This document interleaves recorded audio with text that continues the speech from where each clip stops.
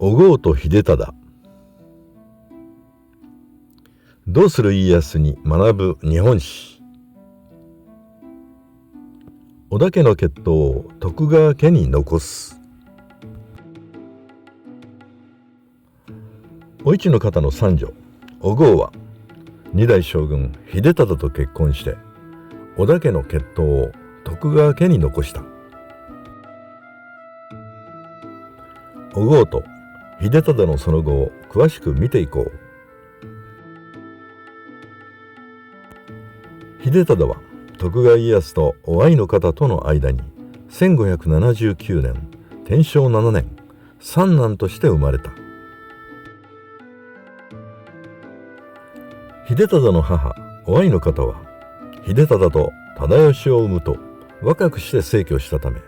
二人の兄弟は家康の側室阿茶局に育てられた。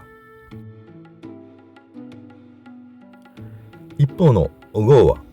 織田信長の妹お市の方と浅井長政の三女として1573年天正元年に生まれている。お郷は父親の長政が小谷城で叔父の信長に包囲されている最中に生まれている。父親の長政に続いて義父の柴田勝家と母のお市の方を戦火で失ったお郷は羽柴秀吉に姉の茶々お初と共に保護されている。お郷は12歳の時に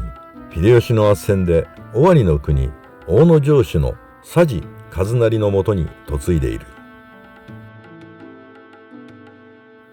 秀吉は織田信雄のいる政局の不安定な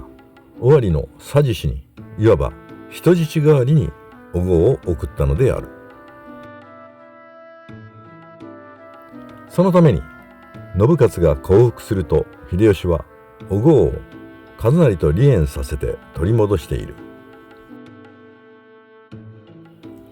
20歳になったお郷は1592年文禄元年に秀吉の甥で24歳の羽柴秀勝と再婚し、わずか1ヶ月後には解任している。ところがこの年に秀勝は朝鮮へ出兵し、お郷と生まれたばかりの貞子を残して病没している。1593年文禄2年、そんな時に徳川家の跡継ぎに決定した秀忠は6歳年上のお郷と出会っている。秀忠は当初信雄の娘お姫君と婚約していたが、お姫君が逝去する。まだ15歳の秀忠は年上でお市の方譲りの美しいお郷に一目惚れしたと言われている。そしてこの縁談を進めたのは徳川大作に頭を悩ませていた秀吉である。秀吉の側室となった茶々淀殿は秀吉の後継者である秀頼をこの年に産んでいた。淀殿の妹のお郷が徳川家の跡継ぎである秀忠に嫁げば、豊臣家と徳川家の関係をさらに深めることができると秀吉は考えた。秀吉は秀忠が秀頼を将来盛り立てて豊臣家が存続することを期待したのである。お郷は秀忠との間に2男5女を設けた。1597年慶長2年にお郷が伏見で